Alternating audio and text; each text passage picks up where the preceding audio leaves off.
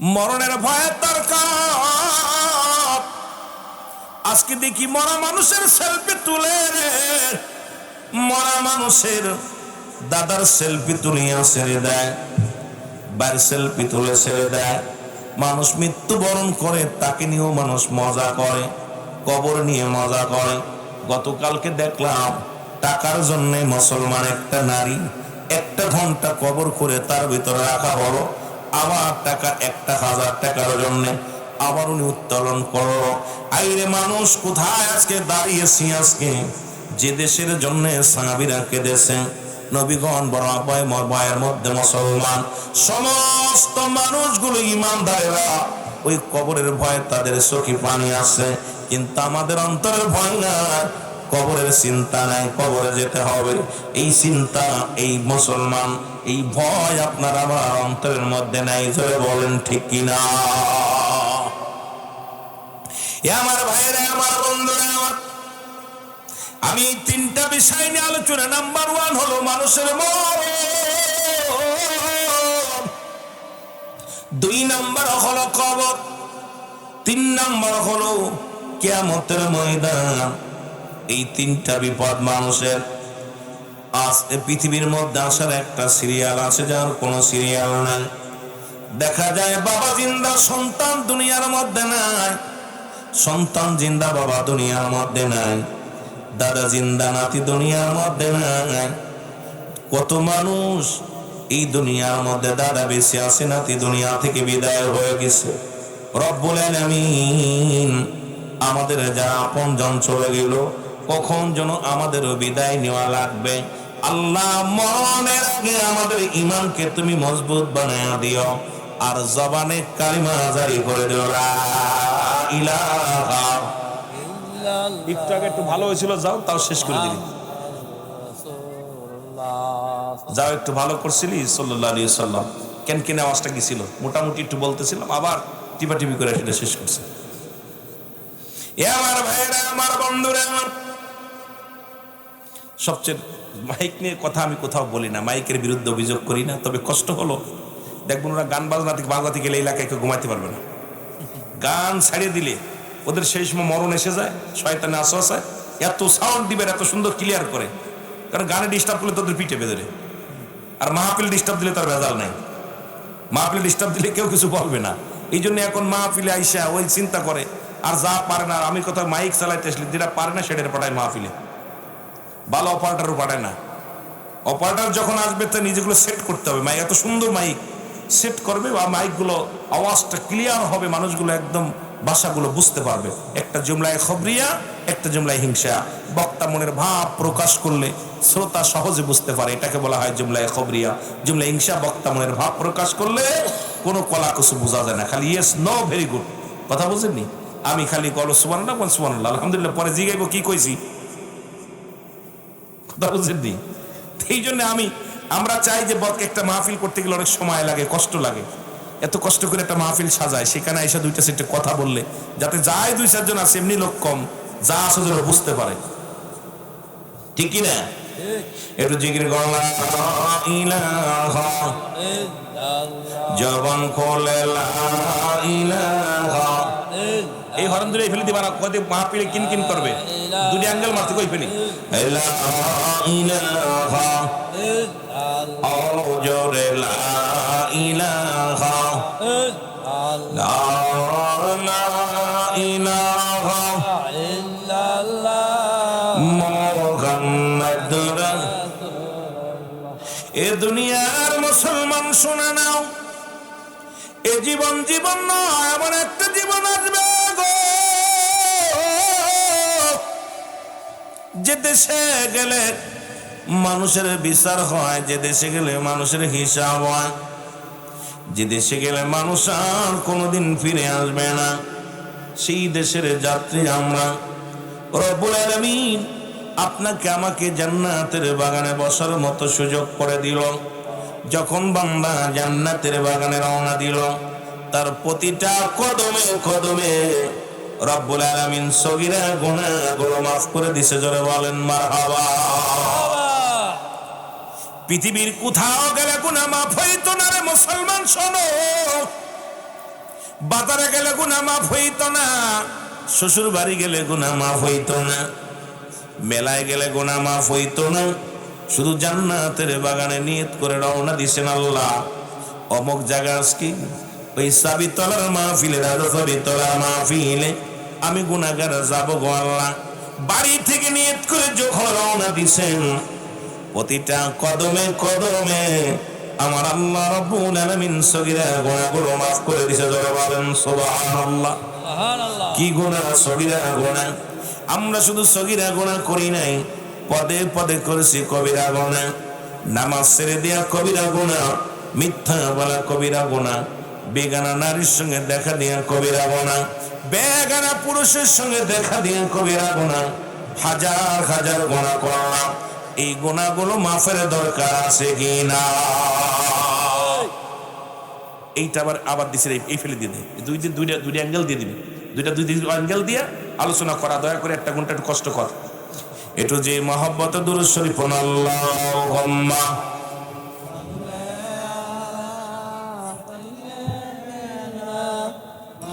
মাওলানা মুহাম্মাদ সাইয়্যিদিনা মাওলানা মুহাম্মাদ আল্লাহুম্মা সাল্লি। মাইক এত ডিস্টার্ব করলে একটা বাড়া একটা কমে একটা ডিস্টার্ব। তোর মাইক কি ঠিকঠাক হচ্ছে না? দেখলে ওদের সমস্যা করে। মাওলানা এই দুনিয়ার মুসলমান এই গুনাহগুলো যদি মাফ করাইতে চাও গো, যেভাবে আছে থাক, আটটু করিস না।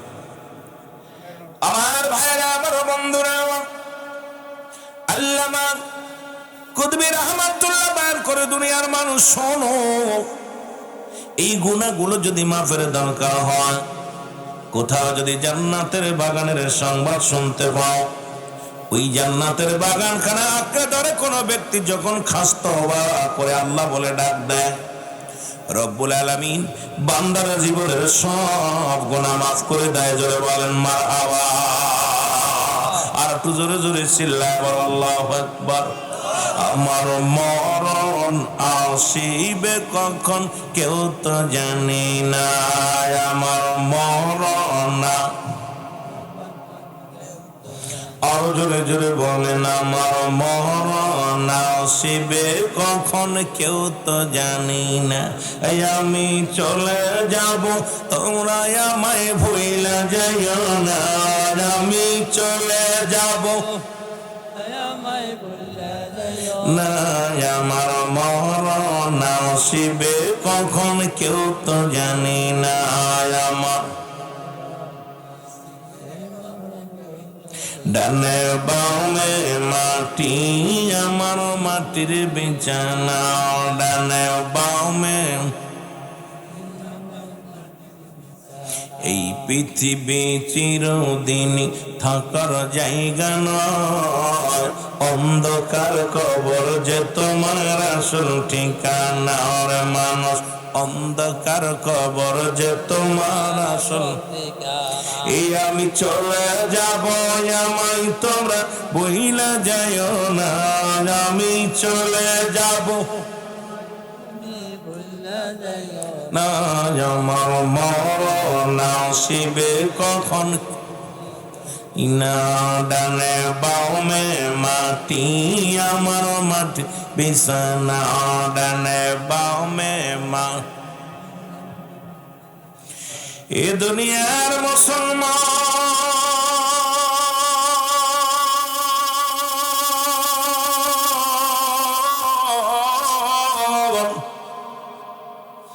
এক নাম্বার বিপদ হলো মানুষের মরণ। এই মরণ থেকে পালানোর কোনো পথ নাই রে, মরণ থেকে পালাবে কেমনে, পালানোর কোনো সুযোগ নাই। আল্লামা মুফতি আমজাদ আলী সাহেব একটা কিতাব লেখেন, কিতাবের নাম বারে শরিয়া। এই কিতাবের মধ্যে লিখতে যা বললেন দুনিয়ার মানুষ শুনে নাও, মানুষ যখন সাধারণ মৃত্যুবরণ করে 70টা তাজা উটের গায়ের চামড়া জবাই না করিয়া উল্টো দিকে টান দিয়া লবণার মরিচ লাগা দিলে যতটুকু যন্ত্রণা হয় এর চাইতে 70 গুণ যন্ত্রণা হলো একটা সাধারণ মৃত্যু। এখন আমরা যারা মরণকালে পায়খানা করে দিই, ও যুবক, এই রাজা চাবি তলার জমিনের মানুষের সমাগ, ও যুবকেরা, অনেক মানুষ মৃত্যুর সময় পায়খানা করে দেয়, প্রস্রাব করে দেয়।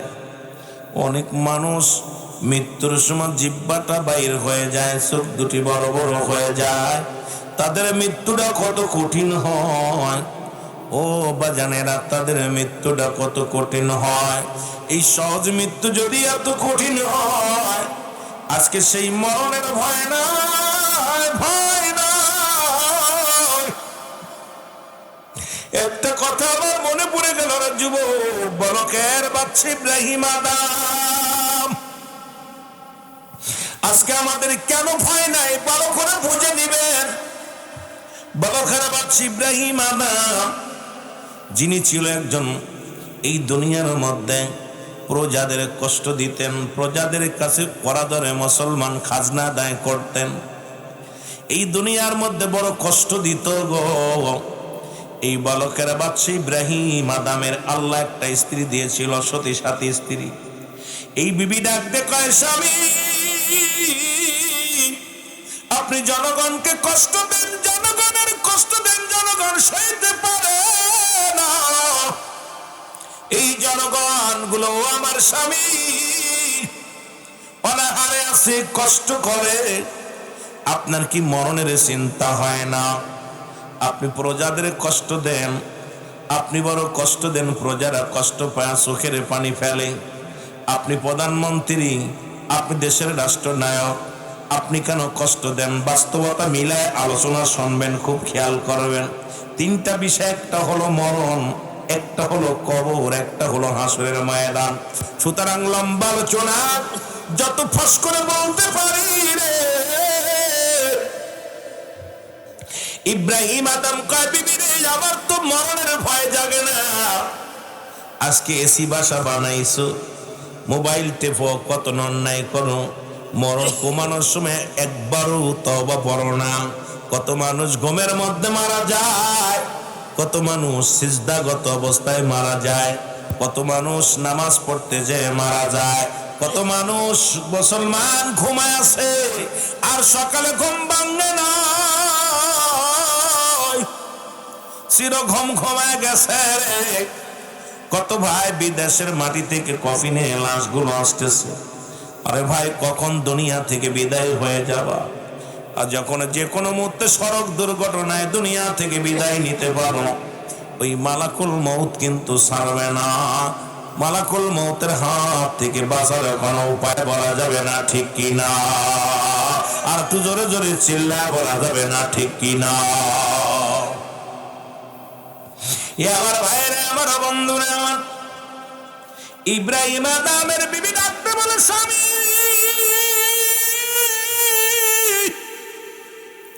আপনি প্রজাদের আর কষ্ট দিয়েন না, প্রজারা বড় কষ্ট পায়, তাদেরকে আর কষ্ট দিয়েন না, মরণের ভয় করো। ইব্রাহিম আদম কয়, বিবিরে, আমার মরণের ভয় লাগে না। কেমনে মরণের ভয় করব? মৃত্যুর তো চিন্তায় হয় না, মরা লাগবে, এই চিন্তা তো আমার ভিতরে আসে না। বিবি ডাক দিলেন একজন আল্লাহর মাহবুব বান্দাকে, ডাক দিলেন হুজুর ইমাম সাহেবকে। ইমাম সাহেব, হুজুর, আপনি দয়া করে আমার স্বামীকে একটা তাবিজ দেন, আমার স্বামীকে একটু ওষুধ দেন, যাতে মরণের ভয় জাগে। এবার ইমাম সাহেব হুজুর ডাকতে বলো, বলো বাদশা ইব্রাহিম আদম, তোমার অন্তরে কেন মরণের ভয় জাগে না? তোমার অন্তরে কেন মরণের ভয় জাগে না? পৃথিবীর মানুষ গোল দিলে মায়া নাই রে, মায়া নাই। আল্লাহর বন্ধু, ওই বন্ধু আল্লাহর বন্ধু, ওই আল্লাহওয়ালা ব্যক্তি ডাকতে বলে, ইব্রাহিম আদম, তুমি মওতের চিন্তা করবা, বেশি বেশি মরণের চিন্তা করবা, দেখবা মানুষের কষ্ট দিবা না, তোমার দ্বারাই মানুষ কোনোদিন কষ্ট পাবে না, তুমি বেশি বেশি করে কি করবা, মওতের চিন্তা করবা। ইব্রাহিম আদম স্বর্ণ দিয়ে একটা মালা বানাইলেন। খুব খেয়াল করবেন কথাগুলো বাবা। স্বর্ণ দিয়ে একটা তসবি বানাইলেন। এই তসবিটা বানাইয়া সকাল সন্ধ্যা রাত্রে বলে 500 বার মউত মউত মউত মউত মউত মউত মউত। সকালবেলা উঠে পড়ে মউত মউত মউত মউত মউত। কিন্তু আর সুদের কারবার বেশি করে, ঘুষের কারবার বেশি করে, প্রজাদেরকে কষ্ট দেয়। এইটা দেখা বড় পরিবর্তন হলো না। আজ স্ত্রী যাইয়া ডাক দেবার, হুজুর কেমন ওষুধ দিলেন গো? স্বামী আমার সারা রাত পরে যাই না আমাদের বইয়া কয় মউত মউত। সকালবেলা উইঠা প্রজাদেরকে কষ্ট দেয়, সকালবেলা উইঠা প্রজাদের কাছে চক্রবৃদ্ধি সুদ নেয়, প্রজাদের কাছ থেকে কি করে করা দায়ী করে, জোর করে করা দায়ী করে। আবার সকালবেলা উইঠা মউত মউত করে 500 বার পড়ে, কিন্তু তার মরণের ভয় হয় নাই। ইমাম সাহেব হুজুর আইয়া দাঁড়ায়া দেখে, আরে কি তদবির দিলাম হুজুর, উনারে তো বললাম 500 বার, ওই না মরণের চিন্তা বেশি করবেন, কিন্তু উনি তো মরণের চিন্তা করলে সুদ খাইতে পারে না, ঘুষ খাইতে পারে না। মরণের চিন্তা করলে এই লোকটা তো মানুষের কাছে কর আদায় করতে পারে না, মানুষকে কষ্ট দিতে পারে না, মানুষকে নিয়ে খেলা করতে পারে না। এইবার মুসলমান ইমাম সাহেব হুজুর ডাক দে বলে, হুজুর আপনার কি মরণের ভয় জাগেন অন্তরের ভিতরে? কত রাজা কত বাদশাহ এই দুনিয়ার মায়া ছেড়ে চলে গেল, এই দুনিয়ার মধ্যে কেউ ছিল না, কেউ থাকবো না। কখন যেন কবরের ডাক এসে যাবে রে। কত টাকা শুয়ে আছে অন্ধকার কবরে। অনেকের কবর উপর দিয়ে কুত্তা ছেলে পায়খানা করে খেদানোর মতো ক্ষমতা নাই। অনেকের কবর উপর দিয়া গরু ছাগলে ঘাস খায়, খেদানোর মতো ক্ষমতা নাই। ও যুবক, ও আমার ভাইরা, এত কষ্ট করে দুনিয়ার মধ্যে জিন্দেগি গড়লাম, কিন্তু দুনিয়ার মধ্যে রব্বে কারিমের গোলামি করলাম না। একবারও কি তোমার মরণের চিন্তা হয় না? ইমাম সাহেব হুজুর ডাকতে বলে, হুজুর ও বালকের বাদশা ইব্রাহিম আদম, আপনার যেহেতু মরণের চিন্তা হয় না, আপনাকে একটা দাবি করব। আপনি আমার ওই চেয়ারটার মধ্যে বসতে দিবেন, আমি একটু বসে দেখব আপনার কপালেরই দোষ নাকি চেয়ারের দোষ। কেন আপনি এত সুদ খান, এত মানুষকে কষ্ট দেন? ইব্রাহিম আদমকে ডাকতে বলে, আপনি চেয়ারটা ছেড়ে দেন। আজকে এমপি হইয়া কত মানুষের পা ধরে ধরে ভোট চায়, যখন চেয়ার পেয়ে যায় প্রজাদেরকে কষ্ট দেয়, মিথ্যা মামলায় জেলে ঢুকায়, বাড়ি ঘর লুট করে নেয়। এমপি হইয়া, মন্ত্রী হইয়া, চেয়ারম্যান হইয়া, ইউনিয়নের চেয়ারম্যান হইয়া কত প্রজারে কষ্ট দেয়। যদিও কারোর গায়ে লেগে যায়, করলেও কিছু নাই। ও যুবক, আমি বালকেরা বাদশা ইব্রাহিম আদমের একটু ইতিহাস আমি আপনাদেরকে শোনায় যায়। আজকে কত মানুষ যারা মুসলমান ভাত জুটতো না, এমন লোক ছিল হোটেলে বারাবুর জুটতো না, আজকে গাড়ি বাড়ির মালিক হলো। কোথা থেকে পালি, কোথা থেকে আসলো রে মুসলমান? কারণ দুর্নীতি করে জনগণকে কষ্ট দিয়ে সুখে থাকতে চাও। শুনে নাও, শুনে নাও, যেদিন রব্বে কারিম ধরবে, মরণ থেকে পালানোর কোনো পথ খুঁজে পাবি না। জোরে বলেন ঠিক কিনা? দেখ না পরিদি করিল দান, অমর চক্ষু ইব্রাহিম সারিয়া দিল মহা মোহ সিংহাসন। বলেন ইব্রাহিম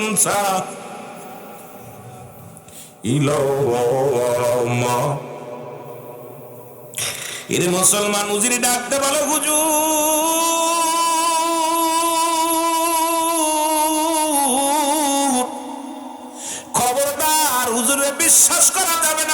মানুষ বিশ্বাস করা যাবে না, ওই চেয়ারের মধ্যে বসলে আর উঠতে যাবে না। আজকে বাংলাদেশ থেকে আমাদের তত্ত্বাবধায়ক সরকার উঠে যাওয়ার পিছনে অনেকগুলো কারণ ছিল।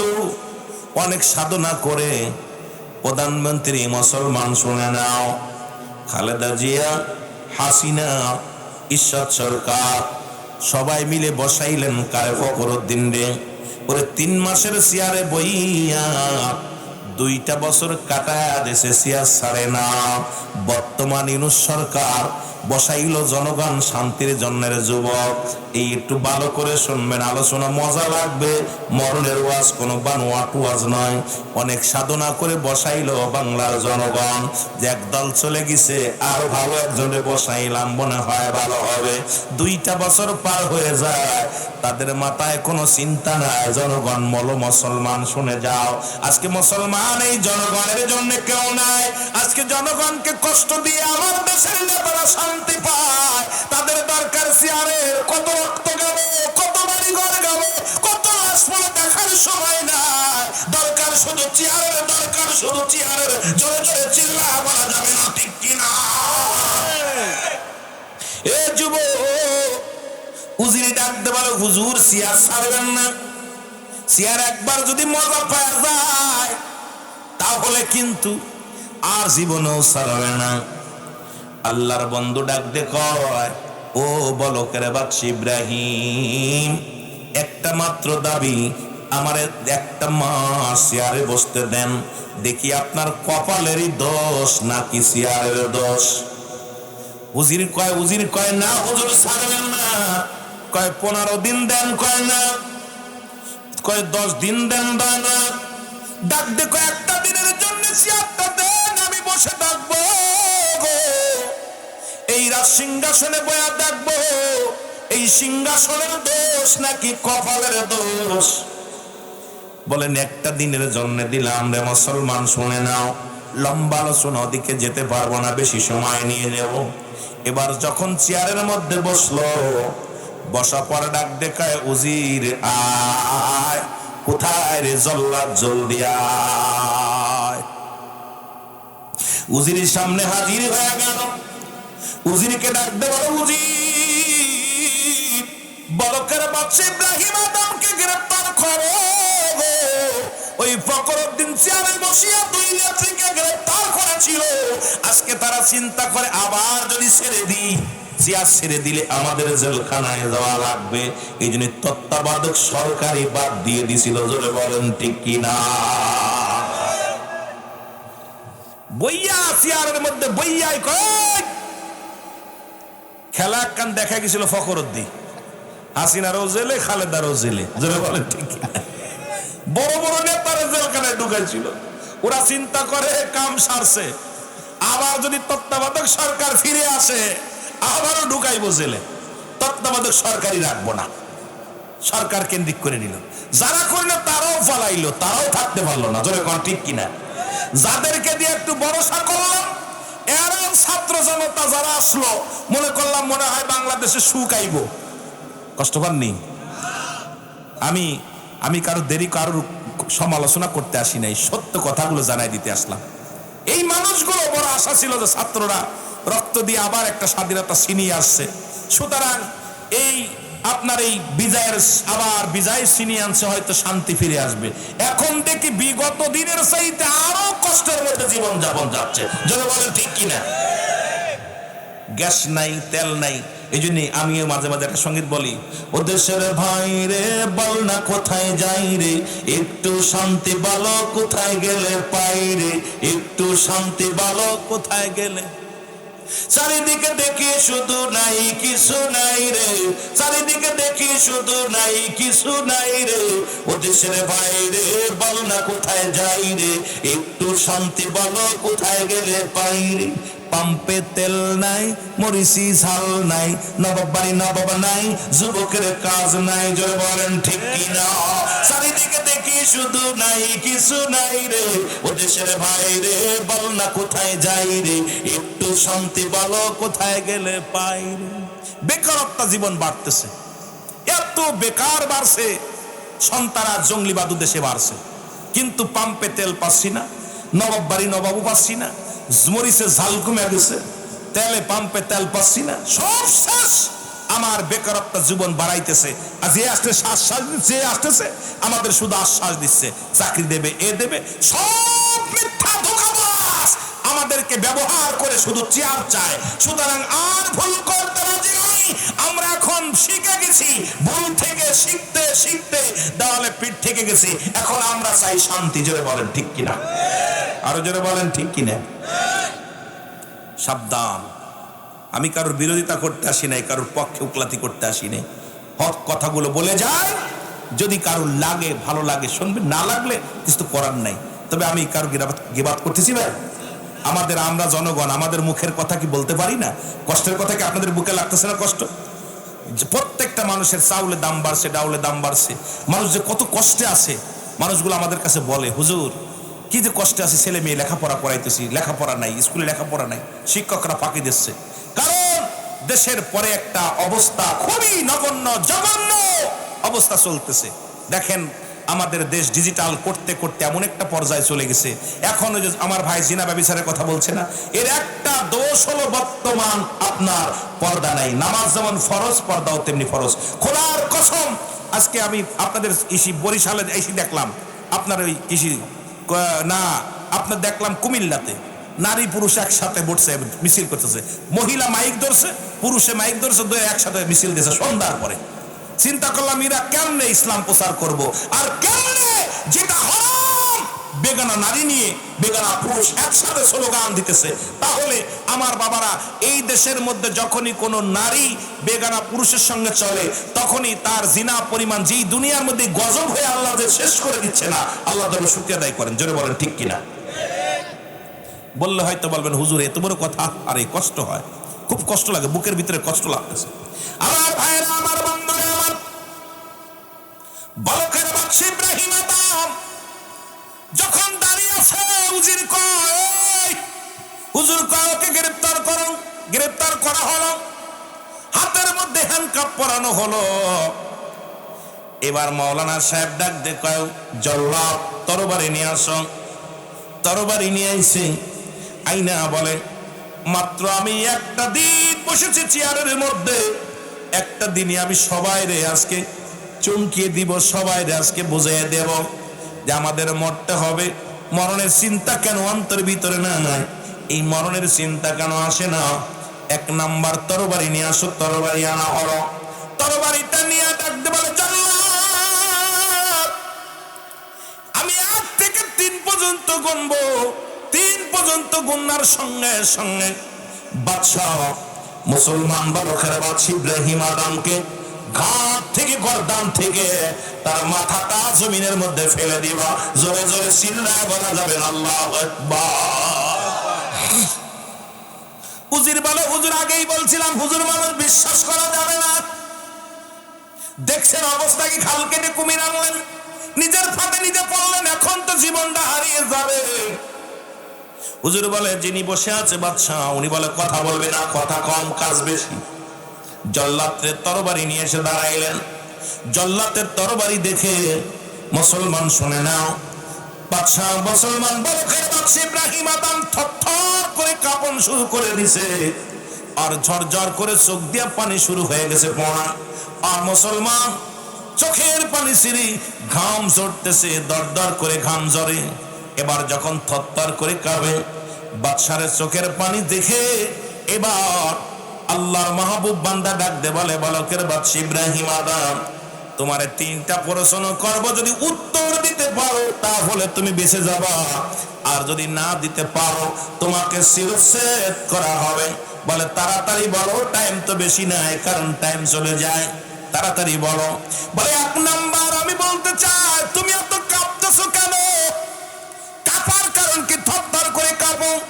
বলো হুজুর জীবনে কত মানুষের বিনা অপরাধে ফাঁসি দিলাম, বিনা অপরাধে জেল খাটাইলাম, বিনা অপরাধে কোথায় তাদেরকে রেখে দিলাম, কত কষ্ট দিলাম, কত মায়ের বুক খালি করলাম, বিবির কোল খালি করলাম, দুনিয়ার মধ্যে সন্তানকে বাবা হারা করলাম, কিন্তু জীবনে তো মৃত্যু এত কঠিন আমি বুঝতে পারি নাই। এখন জল্লাদ দাঁড়িয়ে আছে তরবারি নিয়ে, আমার ভয়ে কাঁপতেছি যে কোনো মুহূর্তে হুকুম দিলে আমাকে গর্দান থেকে মাথাটা ফেলে দিবে। এইটা ভয়ে আমি থরথর করে কাঁপতেছি। বলে 1 নাম্বার প্রশ্নের জবাব ঠিক। 2 নাম্বার প্রশ্ন, তোমার গা দিয়ে এত ঘাম ঝরছে কেন? এই ঘাম ঝরার কারণ কি? বলে হুজুর 2 নাম্বার প্রশ্নটা করলেন ঘাম ঝরে কেন? আমি কোনো বুদ্ধি পাইতেছি না, আমি কোনো বুদ্ধিতে কাজ হয় না, প্রেসার বেড়ে গেছে। কারণ কোন ওসিলায় বাঁচা যায় কিনা এইটা আমি গবেষণা করতেছি। এত টেনশন মাথার ভিতরে নিয়েছি যে কোনো উপায় বাঁচা যায় কিনা। কারণ আমাকে তো এখনই শিরচ্ছেদ করা হবে, কারণ আমি তো এখন সাধারণ পাবলিক, আপনি এখন রাজা। সুতরাং একটা দিনের জন্য যেহেতু আপনি বলকের বাদশা, সুতরাং আপনার হুকুম ধীরথি মুসলমান কার্যকারী হবে। এই ভয়ে আমি কাঁদতেছি, এই ভয়ে আমার গা দিয়ে ঘাম ঝরে, যে প্রেসার বেড়ে গেছে, টেনশনে আছি, কোন উপায় বাঁচা যায় কিনা এই টেনশনে আছি। নাম্বার 2 প্রশ্নের জবাব ঠিক আছে। নাম্বার 3, আপনি এত চোখ দিয়ে কেন পানি পড়ে? বলে আরে জীবনে কত ফাঁসি দিলাম, কত মরণ আসলো, আজকে নিজের চোখে দেখতেছি আজরাইল দাঁড়াই রয়েছে রে। আরে মরণ, আইরে মরণ, হয়তো কিছু সময়ের মধ্যেই আমি মরে যাব। আরে জীবন কত বাড়ি ঘর, কত কি রেখে গেলাম। আরে কেউ আজকে বিপদের দিনে আমার নাই।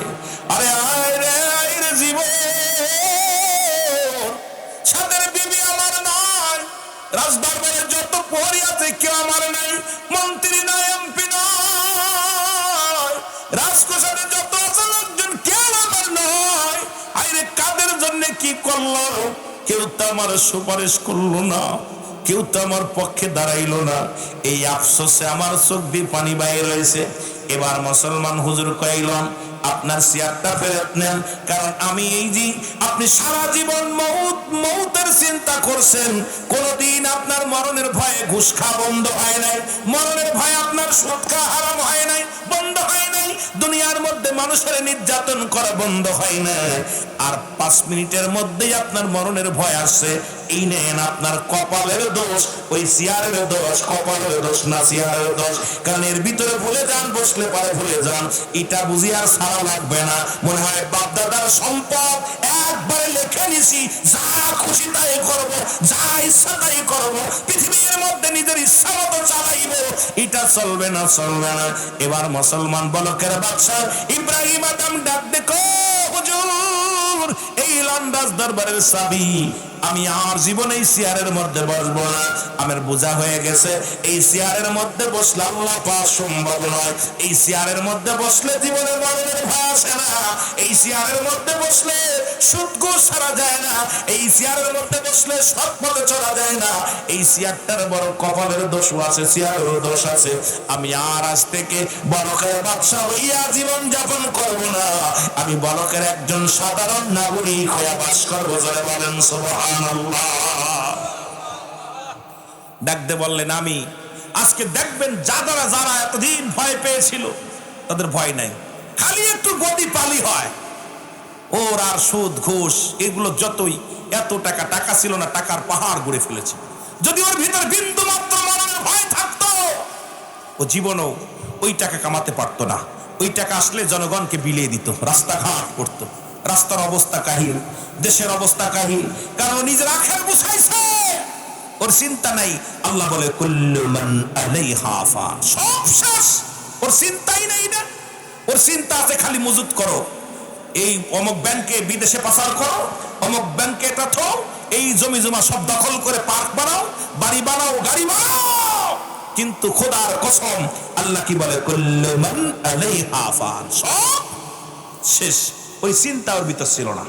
ওই চিন্তা যদি ওর ভিতরে থাকতো জীবনে ঘুষ খাইতো না। ওই চিন্তা যদি ওর মধ্যে থাকতো জনগণের চাউল মেরে খাতো না। ওই চিন্তা যদি থাকতো জনগণের সোয়াবিনের তেল চুরি করে থতো না। ওই চিন্তা যদি থাকতো ওই রিলিফের চালগুলো মেরে খেতো না। চিন্তা যদি থাকতো এই দুনিয়ার মধ্যে মুসলমান ছেড়ে নাও রাস্তাঘাটের টাকা মেরে খেতো না। ওই চিন্তা যদি থাকতো এই পৃথিবীর মধ্যে গরিব অসহায় মানুষের 10 কেজি আটা এটাও মেরে খেত না, কারণ ওই চিন্তার মধ্যে নাই। ওর চিন্তা আমি এত টাকা খরচ করে এমপি হইলাম, মন্ত্রী হইলাম, এখন আমার আখের গুছাই নেই, কিডা কি করলো। কারণ আমার মুসলমান যদি মুসলমান সুসমল এবং হয়, যদি তার সুন্দর মনটা হয়, যদি সুন্দর মনটা না হয়, এই পৃথিবীর কোন প্রতিটা জেলার মধ্যে উন্নয়ন হতো, প্রতিটা সমাজ উন্নয়ন হতো, ইউনিয়ন উন্নয়ন হতো, ওয়ার্ড ইউনিয়ন উন্নয়ন হতো, মুসলমান এক একটা ইউনিয়ন উন্নয়ন হতো, এই থানা জেলা উন্নয়ন হতো। আজকে উন্নয়নের জোয়ারের নামে বড় স্লোগান দেয়, আসলে 100 টাকা, কাজ করে 10 টাকা, 90 টাকা পকেটে। কারণ এই 90 টাকা পকেটে রেখে তুমি যা রেখে গেলা, খোদার কসম করে বলি এই টাকাই একদিন জাহান্নাম ডেকে আনবে।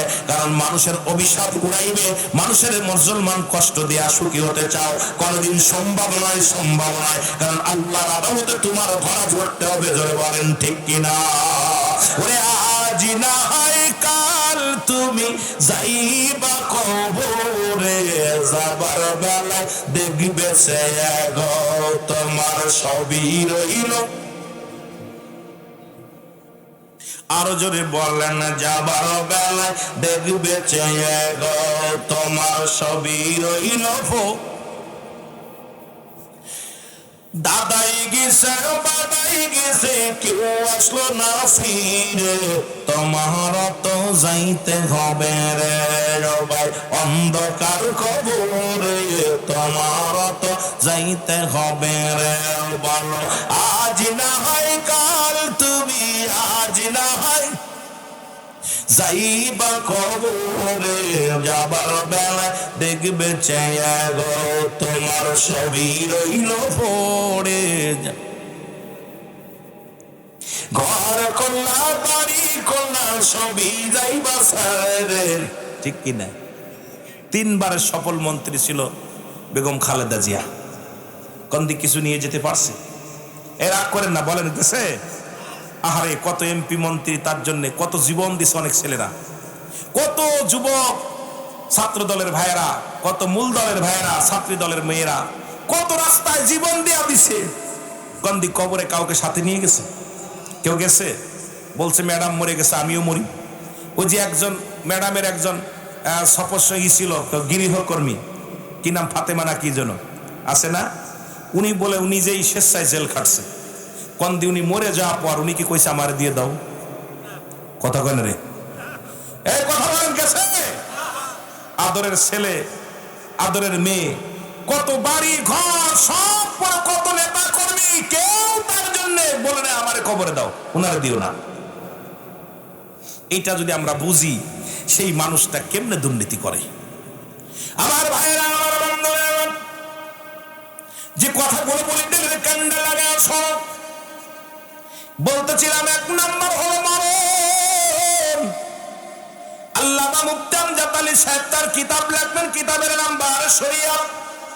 এই কিতাবের মধ্যে উনি বর্ণনা করলেন, মানুষ যখন মারা যায় 70টা তাজা উটের গায়ের চামড়া জবাই না করিয়া উল্টো দিকে টান দিয়া লবণ আর মরিচ লাগা দিলে যতটুকু যন্ত্রণা হয়, এর চাইতে 70 গুণ যন্ত্রণা হলো একটা সাধারণ মৃত্যু। এর চাইতে সাধারণ মৃত্যু হলো এইরকম মৃত্যুর ভয়, কবরের ভয় যদি থাকতো রে মুসলমান। এখন আমরা যারা মরণকালে পায়খানা করে দিই, যারা আমরা জিহ্বা বাইর হয়ে যায়, যাদের মরণের সময় চোখ দুটি বড় বড় হয়ে যায়, তাদের মরণটা কত কঠিন হয়।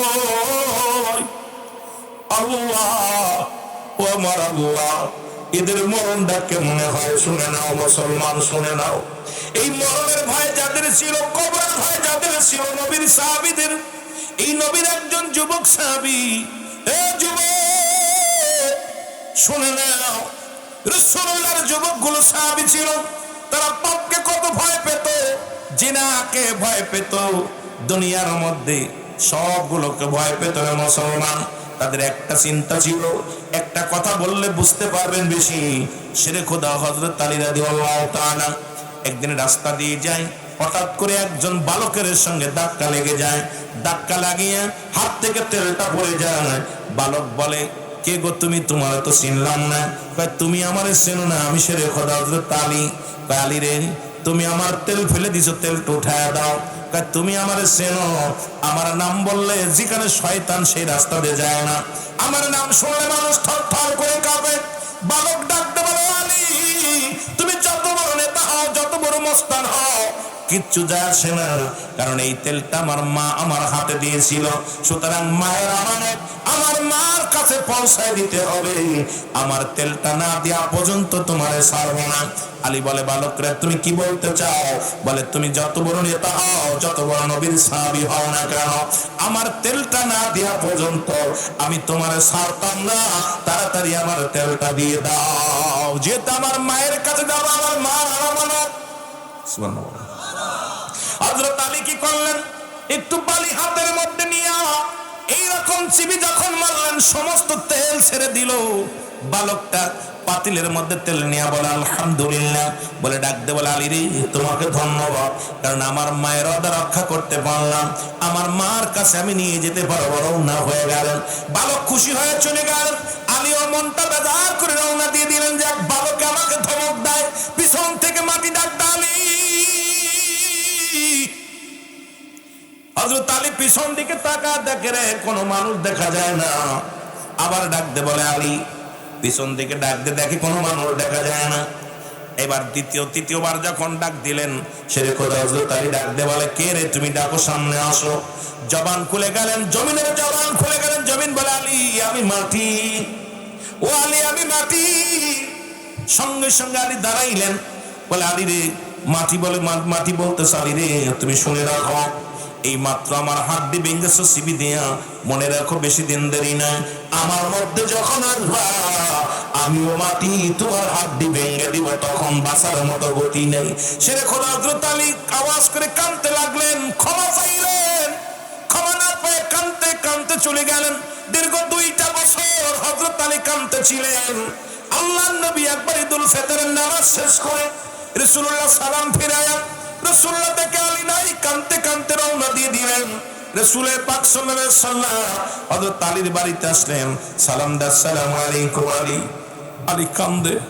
মা ফাতেমা ডাকতে, আব্বা যান, আপনার জামাতা নামাজ শেষ করে, ঈদের নামাজ শেষ করে এসে সে যে এত কান্না কাঁদতেছে, এত কান্না, বালকদের মতো কাঁদতেছে, বালকদের মতো কাঁদতেছে। আমার নবী কালী রে কি হয়েছে? হুজুর আপনি তো 10 জন সাহাবীর ঘোষণা করেছেন জান্নাতি। আবু বকর ফিল জান্নাতি, ওমর ফিল জান্নাতি, উসমান ফিল জান্নাতি, আলী ফিল জান্নাতি। সুতরাং 10 জন সাহাবীর মধ্যে আমি 4 নাম্বার সাহাবী আপনি জান্নাতি ঘোষণা করেছেন। ইয়া রাসূলুল্লাহ, আমার নবী কয় কি হয়েছে বলো? বলে, ইয়া রাসূলুল্লাহ, ইয়া হাবিবাল্লাহ, ওই কবরে যদি না আমার শোয়া দিব,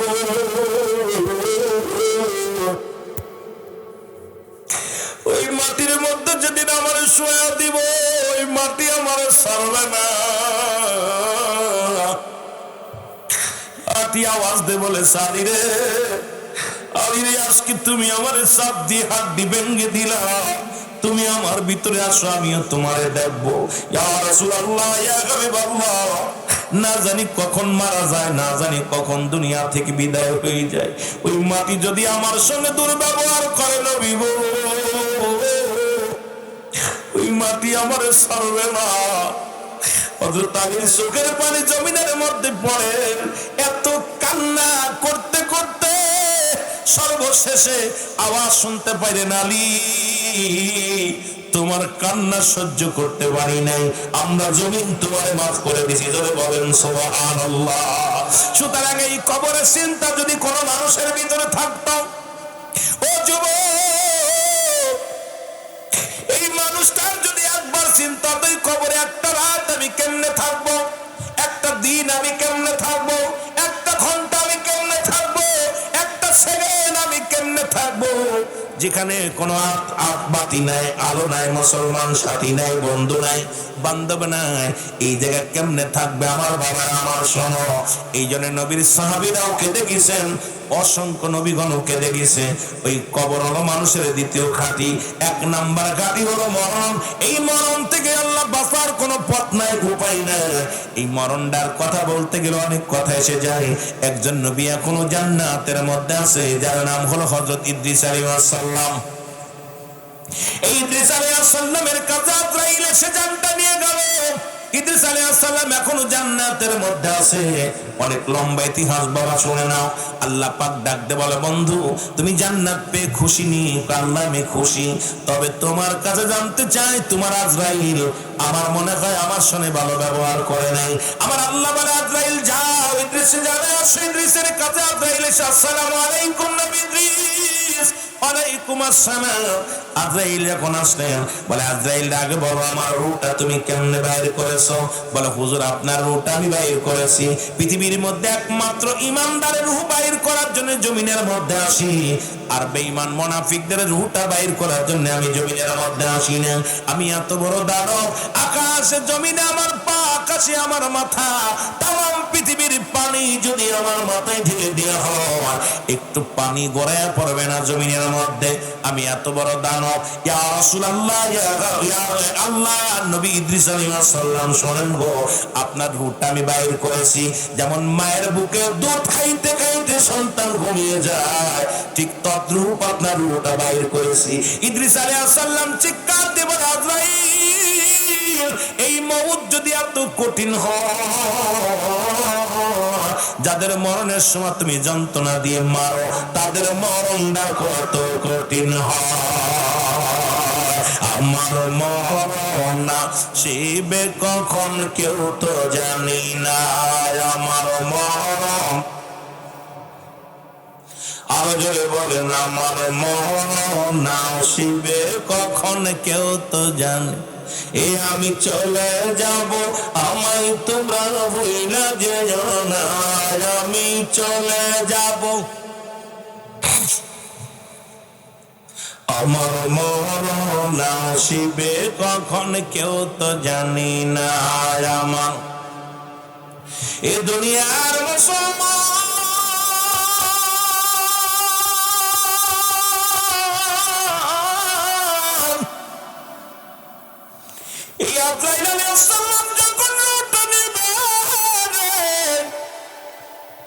ওই ব্যক্তি পৃথিবীর মানুষ এমন ভাবে ধরবে রে, আমার যুবক বন্ধুরা, আজরাইল যখন আপনারা আমার রূহটা নিয়ে চলে যাবে, ওই মায়ের কান্না যদি দুনিয়ার মানুষ জানতো, দুনিয়ার মানুষ যদি দেখতো, দুনিয়ার মানুষ যদি বুঝতো রে মুসলমান, একটা মানুষ ঘর করতে পারতো না, এই মানুষগুলো দুনিয়ার মধ্যে অন্যায় পথে পা বাড়াইতে পারতো না।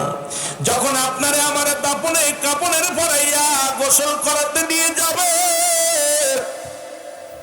যখন আপনারে গোসলখানায় নিয়ে যাবেন, ডাকতে বলবে, আমার আদরের ছেলেরা, আমার মেয়েরা, এই মাত্র আমার রূহটা বাইর হয়েছে, আস্তে ডলা দে, আস্তে গোসল করায় দে, কেউ শুনি না, কেউ জানি না। যখন আপনার গায়ের মধ্যে গরম পানি দেওয়া হবে, এই পানিটা গরম না ঠান্ডা, চিৎকার মেরে বলবো, আমার সন্তানেরা রে, এই মাত্র আমার রূহটা বাইর হয়েছে, আমার আস্তে ডলা দে, আস্তে পানি দে, আমি সহ্য করতে পারি না। দুনিয়ার মানুষ আমরা বুঝি না, ওই মায়ের কান্না, ওই মায়ের চিৎকার এই দুনিয়ার মানুষগুলো হাত পেল করে মারা যেত। বাবারে আমার কাপড় পরাইয়া জনমের মতো বিদায়ের জন্য জানাজারে যখন পরাইয়া যখন কবরে দিয়া দিবে, লম্বা অনেক কথা এসে যায়, যে কথাগুলো বলার দরকার আবার সময় পাবো না। এ আমার ভাইরা, আমার বন্ধুরা, যখন আপনাকে কাপন দাপন করায়া, যখন আপনাকে দাপনের জন্য রওনা হয়ে যায়, তখন মায়ের চিন্তা করে আপনজন আছে, ছেলে আছে, ছেলে আছে, ভাই আছে, প্রতিবেশী আছে, ইমাম সাহেব আছে, আমার মনে হয় শেষ বিদায় দিবে না। যখন কবরের ভিতরে শুয়ে যখন আপন জনেরা চলে আসবে রে মুসলমান, এর 2 নাম্বার বিপদ যখন কবর। এই কবরের ভিতরে যখন আপনাকে রেখে দিবে রে মুসলমান, শুনে নাও, এই কবরে রাখার সঙ্গে সঙ্গে একজন ফেরেশতা তোমার কবরে হাজির হইয়া যাবে। আমরা জানি মুসলমান, কবরে শোয়ানোর পর মুনকার নেকিরা এসে যাবে কবরের মধ্যে। শুনে নাও, এই পৃথিবীর মধ্যে আপনার আমলনামা কিরামান খাতিবিন 2 জন ফেরেশতা লিখে রাখছে আপনি কোথায় আছেন, আজকে কি করতেছেন, কালকে কি করছেন, 1 সেকেন্ড আগে কি করছেন, 1 ঘন্টা আগে কি করছেন, সব লিপিবদ্ধ আছে রে মুসলমান। শুনে নাও, এই ব্যক্তি তখন মুসলমান যখন কবরে ঢুকবে, এই নোমান ফেরেশতা ডাক দিয়ে বলবে আসসালামু আলাইকুম, ও জহিরুল হক সাহেব ওঠো, বান্দা তুমি ওঠো। উনি উঠে দাঁড়াইবি, দাঁড়ায় বলে বান্দা তুমি দুনিয়ার জিন্দেগিতে 2টা কাগজ থাকবে মুসলমান ফেরেশতার হাতে। এই নোমান ফেরেশতার হাতে 2টা পত্র থাকবে, একটার ভিতরে ভালো আমল, একটার ভিতরে মন্দ আমল। এই ভালো কাগজটা হাতের মধ্যে সর্বপ্রথম দিবে, দিয়া বলবে বান্দা এটা লিখে দাও, যার যার আমল নামা তার লেখা রাখবে। এদিন বলা যাবে না আমি টিপসই দিই, আমি লেখাপড়া জানি না, আপনার যার যার আমল নামা তার লেখা লাগবে। যুবক,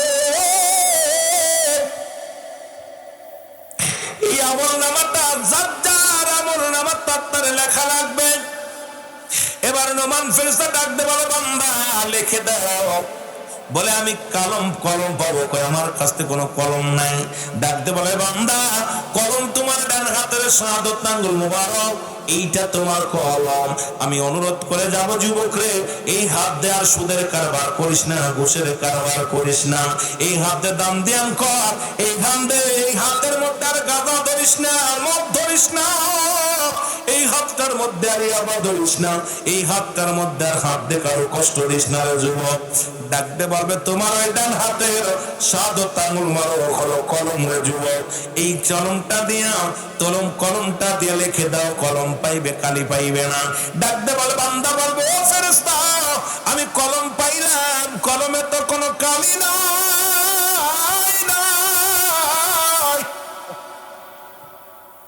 ফেরেশতা নোমান ফেরেশতা ডাকতে বলে ও আল্লাহর বান্দা, কালি হলো তোমার মুখের থুতু মুবারক, আমি তোমাদের পায়ে ধরে বলে যাই, হাতে ধরে যাই, আজ থেকে আর এই মুখের মধ্যে বিড়ি দিস না, এই মুখটা দিয়ে আর কাউকে গালি দিস না, এই মুখের মধ্যে সুদের কার মুসলমান হারাম জিনিস ভক্ষণ করিস না, এই মুখ দিয়া বা খাস না, ফেন্সিল ধরিস না।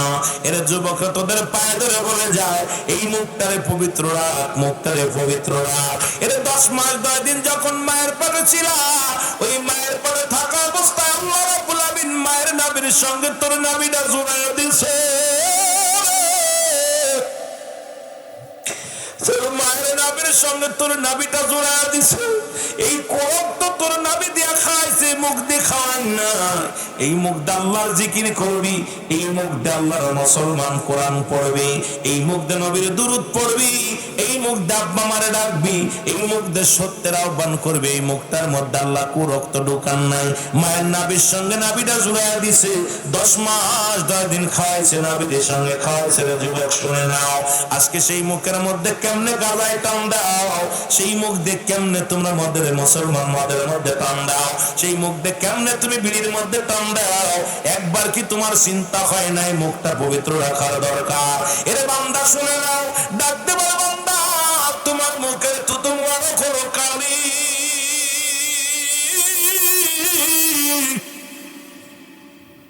বান্দা কালি পাইব, কালি পাইয়ার সঙ্গে সঙ্গে বলবে আমি লিখবো কেমনে, আমার কাছে তো কোনো কাগজ নাই।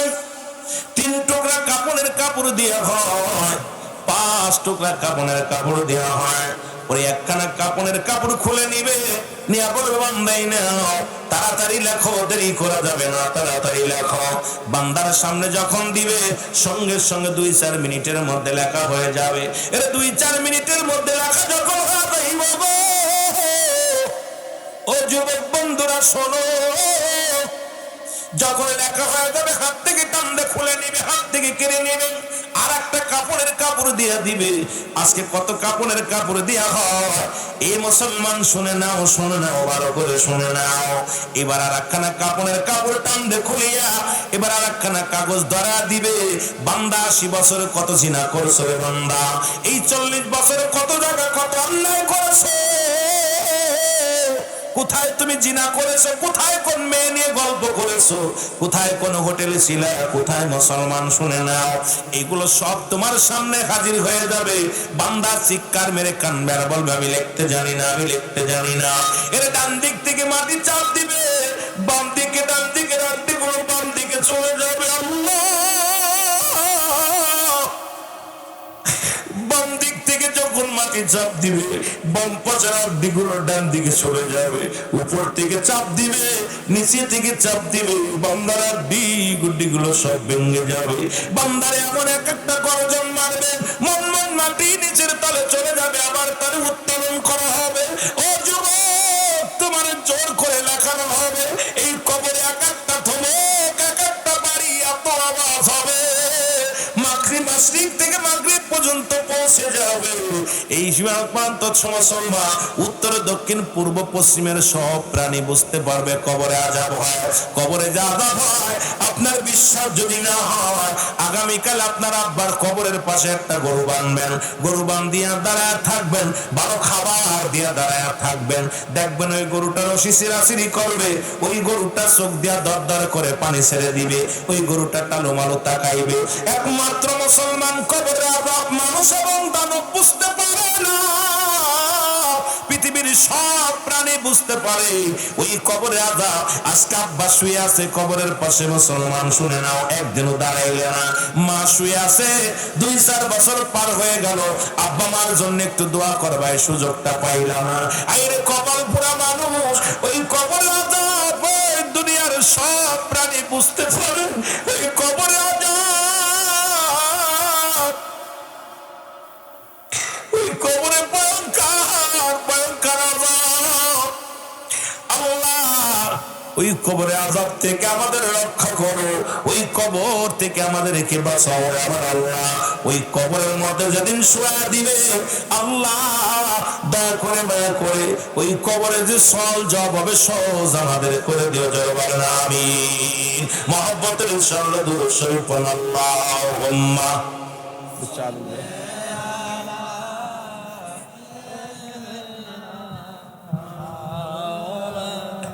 একটু মহব্বতে বলেন আলা আলি সাইয়্যিদিনা।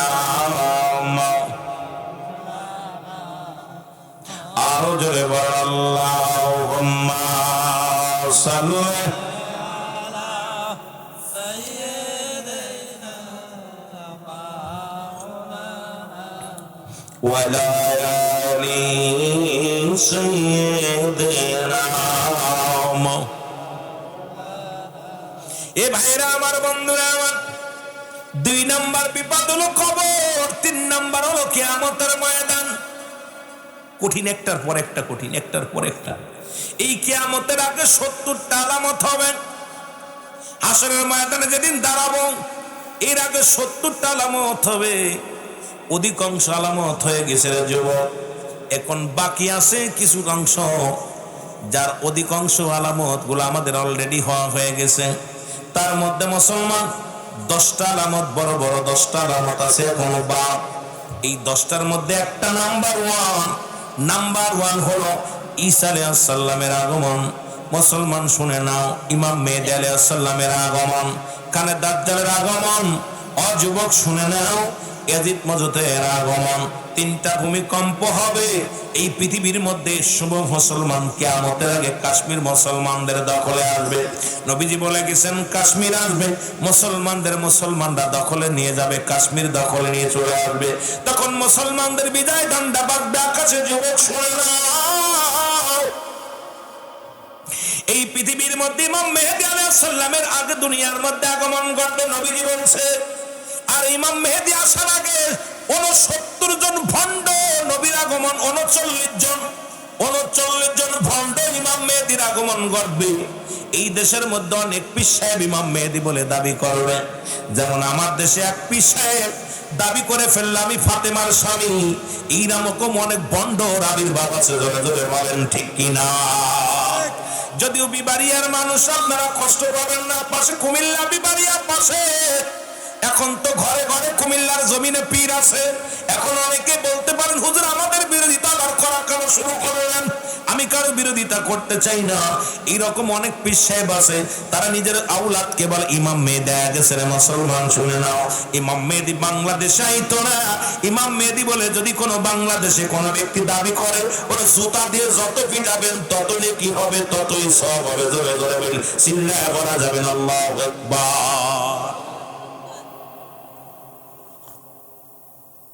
39 জন ইমাম মেহেদী বলে দাবি করবে। কয়জন? 39 জন। 40 নম্বরে প্রকৃত ইমাম মেহেদী আলাইহিস সালাম আসবে। আল্লাহর নবী বলেন ইমাম মেহেদী মক্কা মদিনায় জন্মগ্রহণ করবেন। ওনার বাবার নাম থাকবে মুহাম্মদ, বাবার নাম থাকবে আব্দুল্লাহ, মার নাম থাকবে আমিনা। ইমাম মেহেদী আলাইহিস সালামের নাম থাকবে মুহাম্মদ, জোরে বলেন মারহাবা। রাসূলের মায়ের নাম, রাসূলের বাবার নাম থাকবে ইমাম মেহেদী আলাইহিস সালামের মা বাবার নাম। রাসূলের নামের সঙ্গে নাম থাকবে মুহাম্মদ, নাম থাকবে, গোত্র থাকবে বদুয়া গোত্র, বংশ থাকবে ফাতেমার বংশধর। 12 করে লিখে নেন মুসলমান, শুনে নেন। নূর নবীজি বললেন আর নবীজি বললেন সাহাবীরা রে ইমাম মেহেদীর বিবরণ তোমরা শোনো। সাহাবীরা বলে ইয়া রাসূলুল্লাহ, ইয়া হাবিবাল্লাহ, আপনি একটু বলেন, আমরা ইমাম মেহেদী বিষয়ে একটু বলেন, আমরা শুনতে চাই। নবীজি বললেন ইমাম মেহেদী কখন আসবে? মক্কা মদিনায় যখন পাপ হয়ে যাবে, এত পরিমাণ পাপ হবে, জিনা ব্যভিচার সুদ ঘুষ বৈধ হয়ে যাবে। নাউজুবিল্লাহ বলেন না আর জোরে। এখন তো অধিকাংশ মৌলবীরা সুদের ফতোয়া দিতেছে, ব্যাংকে টাকা রাখা জায়েজ আছে। কথা বুঝেননি? অসংখ্য মৌলবীরা ফতোয়া দিয়ে চলে যাচ্ছে, খালি ফতোয়া স্বার্থের জন্য। আমার ভাইরা, আমার বন্ধুরা, আমার ইমাম মেহেদী আলাইহিস সালাম মক্কা মদিনায় যখন আসবে তার চেহারা নবীজি বলছে তাকে দেখতে হবে শ্যামলা বর্ণ। ইমাম মেহেদী আলাইহিস সালামের বিবরণ নবী দিয়েছেন, শুনে নেন আপনারা। ইমাম মেহেদী আলাইহিস সালামের সিনায় দিয়ে যায়, ওনার গায়ের রং থাকবে শ্যামলা বর্ণ, মানুষ হবে মাঝারি বর্ণ। এই মাঝারি আকৃতি হবে, না বড় না ছোট। আমরা যেমন মানুষ এই রকম প্রকৃত মানুষ হবে। এই পৃথিবীর মধ্যে সবচেয়ে বড় পরিচয় ইমাম মেহেদীর। ইমাম মেহেদী আলাইহিস সালাম বুরুটা থাকবে টানা বুরু, মাঝখানে কোনো খালি থাকবে না। ইমাম মেহেদী আলাইহিস সালামের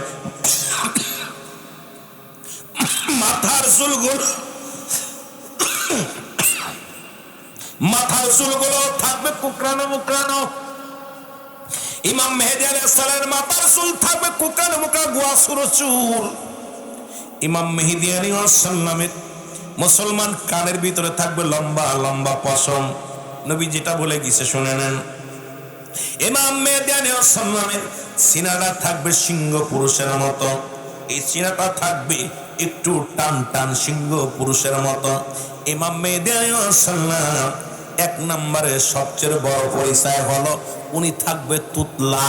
যখন কথা বলতে যাবে জোরে জোরে থাবা মারবে উরুতের মধ্যে, এই জোরে জোরে থাবা লাগাইবে উরুতের মধ্যে। আর মুসলমান শুনে নাও, উনি এমন ভাবে রাস্তা দিয়ে চলবে মনে হয় ধুলাও যেন আঘাত না পায়। মাটিতে এমন ভাবে পা রাখবে ওই জমিনের উপরে, জমিন যেন টের পাচ্ছে না। জোরে জোরে চিল্লা বলা যাবে না মারহাবা। রাসূল সাল্লাল্লাহু আলাইহি সাল্লাম ওনার পরিচয়, ওনার গঠন কেমন, ওনার চেহারা হবে কেমন, সব বলে গেছে। সবচেয়ে ইমাম মেহেদীর সিনার 2টা উপায়, একটা হলো তুতলা থাকবে, 2 নাম্বার হলো আপনার এই সিংহ পুরুষের মতো। এই সিনাটা হবে টান, সিনাটা টান। এরপরে মাথার অনেকগুলো বিবার নবীজি বলছে মাথার চুলগুলো হবে কুকরানো মোকরানো, এই গোসুরি চুল হবে। বুরুটা থাকবে টানা বুরু, এই বুরুটার মাঝখানে কোনো ফাড়া থাকবে না। কানের ভিতরে লম্বা লম্বা পশম থাকবে, সুবহানাল্লাহ বলেন না, লম্বা লম্বা পশম থাকবে, নবীজি বলে দিয়েছে। ইমাম মেহেদী যখন 40 বছর পূর্ণ হয়ে যাবে, কয় বছর? 40 বছর যখন পূর্ণ হয়ে যাবে, মক্কা থেকে মদিনার দিকে রওনা হয়ে যাবে ইমাম মেহেদী আলাইহিস সালাম। মক্কার ঘরে ঘরে জিনা চলবে, মক্কার ঘরে ঘরে ব্যভিচার চলবে, মক্কার ঘরে ঘরে সুদ ঘুষ চলবে, মক্কার ঘরে ঘরে অনৈতিক কাজ চলবে। ইমাম মেহেদী আলাইহিস সালাম লজ্জায় রাতের অন্ধকারে ঘর থেকে বাইরে চলে আসবে। তখন যখন আসতে যাবে পথের মধ্যে মানুষের সঙ্গে দেখা হয়ে যাবে, অনেক হক্কানি উলামা ইকরামের সঙ্গে দেখা হয়ে যাবে, আলেমের সঙ্গে দেখা হয়ে যাবে। এ মুসলমান, এবার ইমাম মেহেদীকে দেখেই চিনে ফেলবে। সবাই বলবে আপনি ইমাম মেহেদী, বলেন আমি ইমাম মেহেদী না। নিজের পরিচয় গোপন রাখবেন, বলবেন আমার নাম মুহাম্মদ। লোকজনে বলবে না আপনি ইমাম মেহেদী, আমার রাসূল বলে গেছে যে কথাগুলো সব তো আপনার ভিতরে পাইতেছি, আপনি ইমাম মেহেদী আলাইহিস সালাম। তখন উপর থেকে আওয়াজ আসবে, গায়েবে একটা আওয়াজ, হাজা খলিফাতুন ফিল আরদ, হাজা খলিফাতুন ফিল আরদ। এই আওয়াজটা উপস্থিত উলামা ইকরাম শুনতে পারবে। তখন সবাই বলবে ইমাম মেহেদী গো, এবার কেমনে তুমি অস্বীকার করবে তুমি ইমাম মেহেদী নয়? তখন ইমাম মেহেদী আলাইহিস সালাম বলবে হ্যাঁ আপনারা ঠিকই বলেছেন, আমি হইলাম এই যুগের ইমাম মেহেদী আলাইহিস সালাম। জোরে জোরে চিল্লায়া বলা যাবে না সুবহানাল্লাহ? তার প্রকাশ আল্লাহ ঘটিয়ে দেবে। হাজা খলিফাতুন ফিল আরদ। কিছুদিন আগে দেখলাম একটা ঘোড়ার ভিতরে লেখা ছিল হাজা কি যেন হাজা, মোটামুটি ঘোড়ার পিছে লেখা রয়েছে, এটা লেখা রয়েছে এটা রাসূল পাক সাল্লাল্লাহু আলাইহি সাল্লাম যে ঘোড়ায় ইসি গেছে, কোথায় হিজরতে গেছে, সেই ঘোড়া, সেই ঘোড়া। কথা বলছেন নাউজুবিল্লাহ বলেন না? আর একটু জোরে, আর একটু জোরে বলেন। আরবি লেখা দেখলেই সুমো দেওয়া যাবে না। আমার খেয়াল আসতেছে না, মানে লেখা ছিল, লেখাটা আমি দেখেছি, পড়ছি, আরবিতে লেখা রয়েছে, একদম ভালো করে লেখা রয়েছে। কথা বুঝেননি? এ আমার ভাইয়েরা, আমার বন্ধুরা, আমার সুতরাং আরবি দেখলেই সুমো দেওয়া যাবে না। রাসূল পাক সাল্লাল্লাহু আলাইহি ওয়াসাল্লাম যে গোটা বলে গেলেন, ইমাম মেহেদী আলাইহিস সালাম যখন প্রকাশ পেয়ে গেল মানুষের সামনে, সঙ্গে সঙ্গে সঙ্গে সঙ্গে কি হলো? এইবার এজিদ মজুদ যেটা, ওই বাদশা জুলকারনাইন তামা 10টা লোহা দিয়ে একটা প্রাচীর বানায় রাখছে। প্রতিদিন আসিয়ার মধ্যে চারা দেয়, প্রাচীর সিদ্ধা করতে পারে না। যেদিন ইমাম মেহেদী আলাইহিস সালাম প্রকাশ পেয়ে গেলেন, সঙ্গে সঙ্গে জবান দিয়ে আলহামদুলিল্লাহ বাইর হয়ে গেল। আলহামদুলিল্লাহ যখন বাইর হয়েছে, সঙ্গে সঙ্গে এবার ছিদ্রা হয়ে গেছে। আর দুনিয়ার আলো বাতাস দেখার সঙ্গে সঙ্গে এত জোরে একটা আঘাত মারছে, আঘাত মারার সঙ্গে সঙ্গে সমস্ত প্রাচীর ভেঙে পড়ে গেছে। এই জমিনের মধ্যে সে পদ্মা, মেঘনা, যমুনা, পৃথিবীর যত পানি আছে সমস্ত পানিগুলো তারা খেয়ে ফেলবে। কয়েকটা উদাহরণ আপনি দিয়ে যায়, আপনাদেরকে শুনে নেন মুসলমান। সবকিছু খেয়ে ফেলবে। এবার দৌড়ে যাবে ইমাম মেহেদী আলাইহিস সালামের কাছে, মানুষ দৌড়ে যাবে, হুজুর এক জাতীয় হিংস্র মানুষ আছে, প্রাণী আছে যারা আমাদেরকে ধরে ধরে মেরে ফেলতেছে, তারা সব দুনিয়ার খাবার গুলো খেয়ে ফেলতেছে, হুজুর আমাদের দয়া করেন। এবার ইমাম মেহেদী আলাইহিস সালাম দোয়া করবে। এই দোয়া যখন করবে, সঙ্গে সঙ্গে বিশেষ জাতীয় একটা প্রাণী আসবে, এটা ওদের গায়ের উপরে পড়বে, ক্যান্সার রোগ ধারণ হবে, এই প্রাণীগুলো সব মারা যাবে, দুনিয়ার মধ্যে পড়ে থাকবে, লাশগুলো পড়ে থাকবে। আবার দৌড়ে দিবে ইমাম মেহেদী আলাইহিস সালামের কাছে, হুজুর সর্বনাশ, সব লাশগুলো পড়ে আছে, দুর্গন্ধ ছড়াইতেছে। ইমাম মেহেদী আলাইহিস সালাম দোয়া করবে, এবার একটা প্রাণী আসবে, সেই প্রাণীটা হলো কাক জাতীয় কিছু প্রাণী পাঠাবে, এটা ঠুকায় ঠুকায় গোস্তগুলো খেয়ে ফেলবে, হাড্ডিগুলো পড়ে থাকবে। আবার দৌড়ায় যাবে, হুজুর সর্বনাশ, এবার তো হাড্ডি পড়ে আছে, দুর্গন্ধে টিকতে পারি না। ইমাম মেহেদী আলাইহিস সালাম হাত উঠায় দিবে, সঙ্গে সঙ্গে বিশাল একটা বৃষ্টি হবে। এই 24 ঘন্টা পানি নামবে উপরে থেকে, পদ্মা, মেঘনা, যমুনা যত নিচে জায়গা আছে সব প্লাবন হয়ে যাবে, পানিতে পানিতে ভরপুর হয়ে যাবে। এই দুনিয়ার যত ময়লা আবর্জনা সব ধুয়া ধুয়া নিম্ন কাতারে চলে যাবে। এই মানুষগুলোর ভিতরে শান্তি ফিরে আসা যাবে না। মারহাবা। এই শান্তি যখন ফিরে আসবে, আমার ভাইরা আমার, গভীর মনোযোগ। এবার ইমাম মেহেদী আলাইহিস সালাম শুকরানা নামাজ আদায়ের জন্য, ও যুবক যখন মসজিদের ভিতরে প্রবেশ করবে ইমাম মেহেদী আলাইহিস সালাম, তখন ঈসা আলাইহিস সালাম কাল্লা দুনিয়ার মধ্যে নামায়া দিবে। ঈসা আলাইহিস সালাম আসরের নামাজের সময় আসবে, আসরের নামাজের ইমামতি করবে, হযরত ইমাম মেহেদী আলাইহিস সালাম ইমামতি করবে, আর ঈসা আলাইহিস সালাম হবে মুসল্লি, আর ঈসা আলাইহিস সালাম বায়াত গ্রহণ করবে হযরত ইমাম মেহেদী আলাইহিস সালামের হাতে। এর বায়াতের রাসূল মুসলমান এখন অনেক আলেমরা মানে না, অনেক মুসলমান বাতিলেরা এই পীর মুরিদি মানতেই পারে না, অথচ ইমাম মেহেদী আলাইহিস সালামের হাতে বায়াত গ্রহণ করবে হযরত ঈসা আলাইহিস সালাম। এসে ঈসা আলাইহিস সালাম হবে মুসল্লি আর ইমাম মেহেদী আলাইহিস সালাম হবে ইমাম। ইমামের পিছে নামাজ আদায় করবে, দুজন একসাথে কাফেলা শুরু করবে, ইসলামের দাওয়াত দিবে, মানুষের ভিতরে শান্তি ফিরে আসবে। এই মানুষগুলো মুসলমান দুনিয়ার মধ্যে কোনো অভাব থাকবে না, মানুষগুলো সুন্দরভাবে জীবন যাপন করা শুরু করবে। কিন্তু মানুষের ভিতরে এত পরিমাণ লোভ দেখা দিবে, এত পরিমাণ লোভ দেখা যাবে, মুসলমানদের বালহুয়া খিলাফ। এই দুনিয়াটা পচা দুর্গন্ধ মরি, মানুষের চরিত্র হলো কুকুরের চরিত্র। কুকুর যেমন মরি পাইলে খুশি হয়, সে জামানার মানুষগুলো সম্পদ পাইলে খুশি হবে। বাবা তারা দালান কোঠা করবে, আরো 10 তলা দিবে, বাড়ি হলে 3টা বাড়ি চিন্তা করবে, গাড়ি হলে আরো গাড়ি চিন্তা করবে। মুসলমান দুনিয়ার মধ্যে সম্পদ, এই সম্পদ সম্পদ সম্পদ, এটা কোন ভাবে আসতেছে চিন্তা করবে না, এটা হারাম কি হালাল দেখার সময় থাকবে না, খালি সম্পদ সম্পদ মুখী হয়ে যাবে। এই সময় আসবে মুসলমান, আসবে খালেদার জাল, উনি আসিয়া দুনিয়ার মধ্যে মাত্র 40 দিন হায়াত থাকবে। এই 40 দিনে এক হাতে থাকবে জান্নাত, এক হাতে থাকবে জাহান্নাম। মানুষদেরকে বলবে আমাকে খোদা বলে, যা আসবে তাই দিব, আমাকে যদি খোদা মানতে পারো দুনিয়ার অবমাননা দূর হয়ে যাবে, নগদ জান্নাত দিব। মানুষকে জবাই করবে, এক হাতে থাকবে তরবারি, যাদেরকে জবাই করবে আবার তারে জিন্দা করবে, কাল্লা কেটে ফেলবে আবার তারে জোড়া লাগাইবে। এইটা দেখে দেখে মানুষগুলো, এই লুবি মানুষগুলো সব ঈমান হারায় ফেলবে। এই লুবি মানুষগুলো তার পক্ষে চলে যাবে। ইমাম মেহেদী আলাইহিস সালাম চোখের পানি ছেড়ে কাঁদবে, আল্লাহ তুমি দয়া করো, মানুষ তো ঈমান হারায় ফেলে। ঈসা আলাইহিস সালাম তখন একটা তরবারি নিয়ে কাবা শরীফ জিয়ারত করে, রাসূলুল্লাহর রওজা জিয়ারত করে, ঈসা আলাইহিস সালাম তরবারি নিয়ে ছুটবে, এমন ভাবে দাবর শুরু করবে, দাবরায়া দাবরায়া। মুসলমান শুনে না, পূর্ব থেকে পশ্চিম পর্যন্ত দাবরায়া কাবা ঘরের দক্ষিণ গেটের মধ্যে নিয়ে দাঁড়া করবে, পিছন থেকে যাইয়া এক করে খালেদা জালকে শিরচ্ছেদ করে ফেলবে।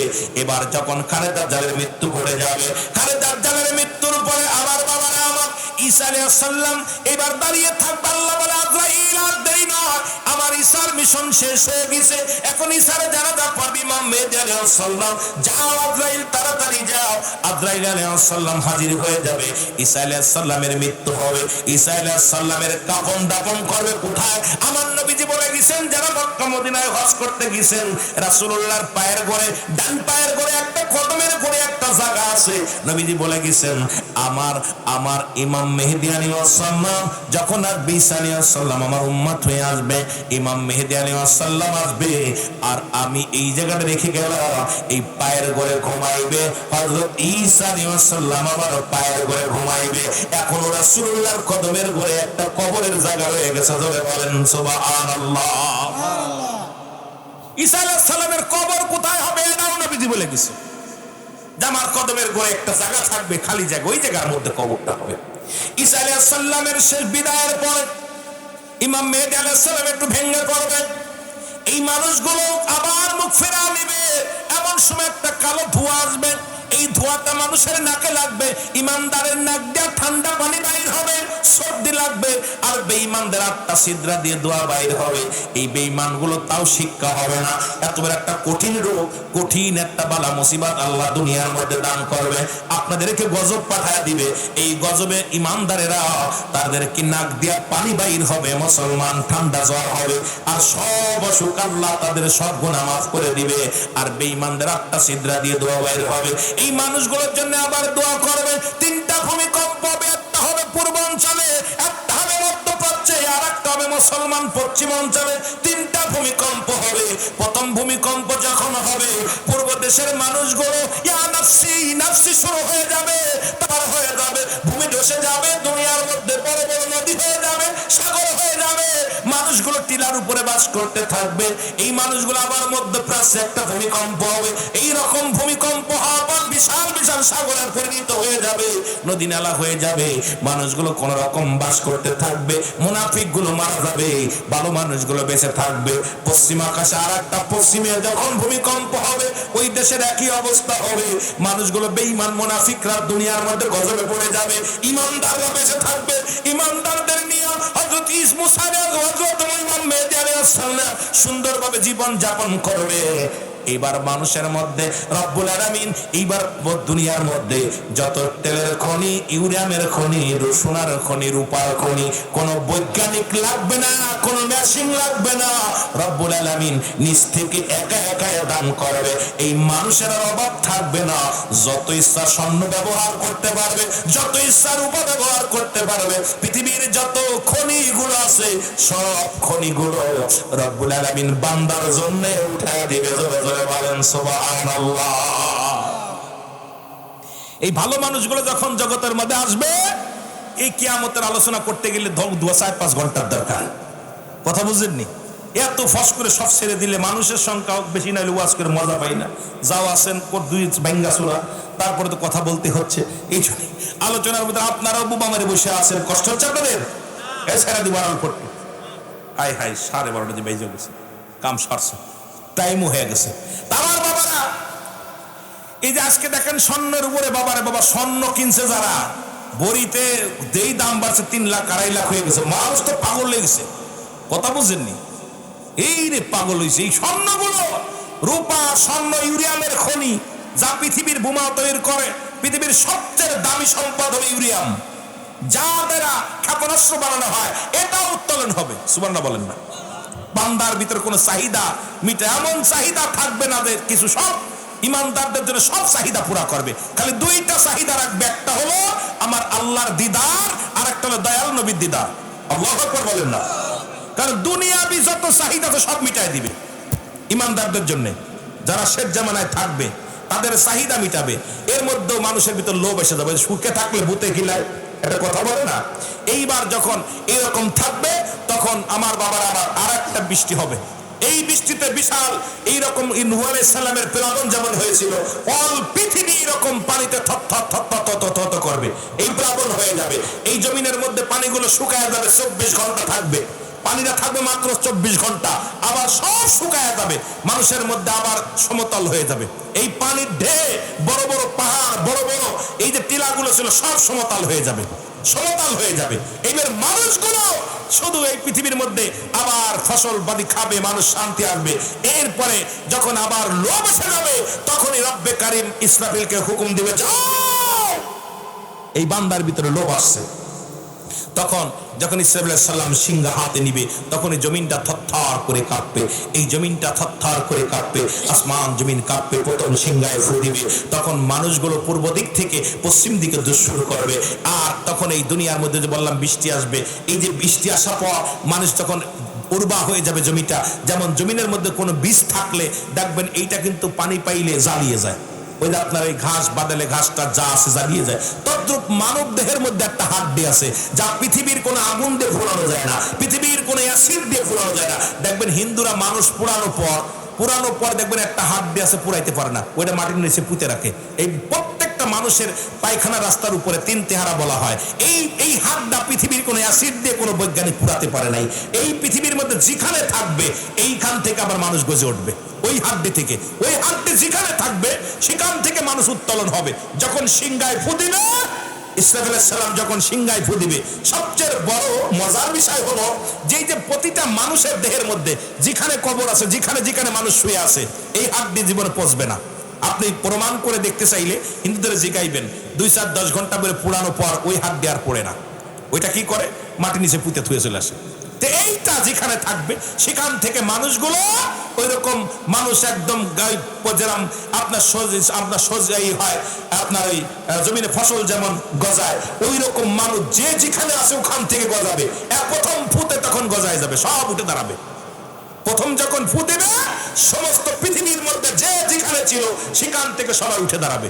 দ্বিতীয় যখন ফু দিবে, সবাই দোষ শুরু করবে। তৃতীয় ফুতে সমস্ত কিছু চুরমার হয়ে যাবে। এই মুসলমান মানুষগুলো দৌড়াইতে থাকবে সব দাজ্জাল সামনে, সবার মুখে ইয়া সালিম, ইয়া সালিম, আমাকে নিরাপত্তা দাও, আমাকে নিরাপত্তা দাও, আমাকে শান্তি দাও। কে দেবে কারে শান্তি? কারোর দিকে কেউ তাকানোর সময় নাই। তখন এর উপর দৌড়বে, এর পাশে দৌড়বে, বাবা মা ভাই বন্ধু সবাই শুধু দৌড়াবে, শুধু দৌড়াবে, দৌড়াবে, নাফসি নাফসি নাফসি নাফসি করে দৌড়াবে, ইয়া সালিম, আমাকে নিরাপত্তা দাও। হাসরের ময়দান সংগঠিত হয়ে যাবে, যখন দুনিয়া সবকিছু শেষ হয়ে যাবে, হাসরের ময়দান সংগঠিত হবে, রব্বে কারিম বসে যাবে বিচারের জন্য। তখন মানুষগুলো ইমানদারদেরকে, এ মুসলমান এক কাতার বিচার ইমানদারদেরকে আল্লাহ মাফ করে দিবে। বান্দাগুলো দৌড়াইবে, এই প্রশানিত হয়ে যাবে। তখন রব্বে কারিম বলবে আজকে ওই দিন মুসলমান হাসরের ময়দানে এমন অবস্থা হবে, রব্বে কারিম সেদিন এত কঠোর হবে, আমার রব্বে কারিম এত রাগান্বিত হবে, জাহান্নামীদেরকে জন্য এত কঠিন কঠিন কঠোর হয়ে যাবে, যাদের কোনো সাহায্যের জন্য আমার আল্লাহ রাব্বুল আলামিন বিন্দু মাত্র একটু দয়া দেখাবে না। তখন দয়া দেখাবে কখন? যখন দয়ার নবী রাহমাতাল লিল আলামিন আমার রব্বে কারিমের দরবারে হাজির হয়ে যাবে। তখনই আমার আল্লাহ রাব্বুল আলামিন, এই মুসলমান শুনে নাও, এই মানুষগুলো যখন বিচারের কাঠগড়ায় দাঁড়িয়ে যখন জান্নাত এবং জাহান্নামে চলে যাবে, এইবার মানুষগুলো দাঁড়িয়ে থাকবে, জাহান্নামী ফেরেশতা মালিক ফেরেশতা এক জাহান্নামের মধ্যে 70,000 রশি লাগানো, এক একটা জাহান্নামের মধ্যে এক একটা রশির মধ্যে 70,000 ফেরেশতা ধরে টানবে। এই জাহান্নামে নাও, এই জাহান্নাম ভয়ে পালাবে, কানবে, চিৎকার মেরে কানবে। আমার আল্লাহ বলবে জাহান্নাম কই যাও? আল্লাহ এই মানুষগুলোর কান্না সহ্য করতে পারি না। আমার আল্লাহ বলবে জাহান্নাম পলাও না, তোমাকে বানিয়েছি শুধু নাফরমানীদেরকে সাইজ করার জন্য, আজকে নাফরমান বান্দাদেরকে সাইজ করব, সুতরাং তুমি পালাও না। মানুষ দৌড়াবে, দৌড়ায় চলে যাবে আদম আলাইহিস সালামের কাছে।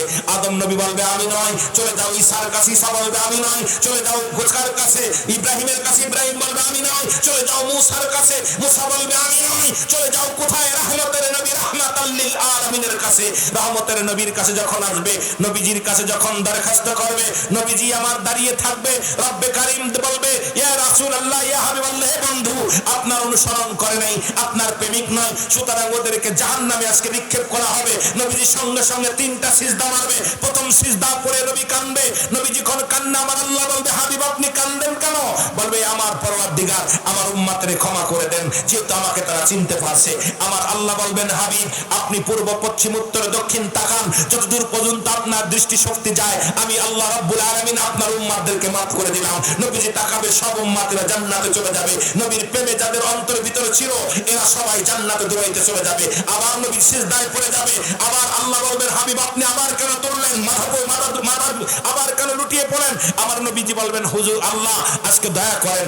আবার উত্তর দক্ষিণ পূর্ব পশ্চিম রাসূলুল্লাহর দৃষ্টি শক্তি যত দূর যাবে সবাই জান্নাতি হয়ে যাবে। দ্বিতীয়বার আবার সিজদায় পড়ে যাবে। নবীজি বলবেন আবার একই রকম। এইবার রাসূলুল্লাহর প্রেমিক যারা, নবীর মহব্বত যাদের অন্তরে বিন্দু মাত্র ছিল, এদেরকে আমার নবীজির সুপারিশে আমার রব্বে কারীম তাদেরকে নাজাত দিয়ে দিবে।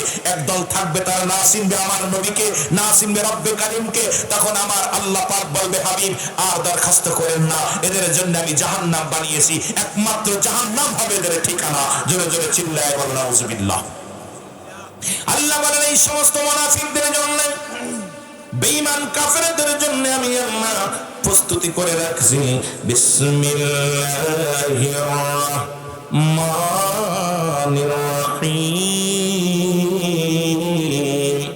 উইদ্দাতুল কাফিরিন। আমি আল্লাহ কাফের বেঈমান মুনাফিকদের জন্য প্রস্তুতি করে রাখছি 7টা জাহান্নাম। কয়টা? কিনা কিনা যাবেন জাহান্নামে, যাবেন কিনা কিনা হাত তোলেন দি, জাহান্নামে যাবেন। সর্বশেষ বিপদের ঘাঁটি একমাত্র আমার নবী। এই নবীজির মহব্বত যদি থাকে অন্তরে, বাঁচার একটা রাস্তা পাবি সারা জীবন। সেই নবীজির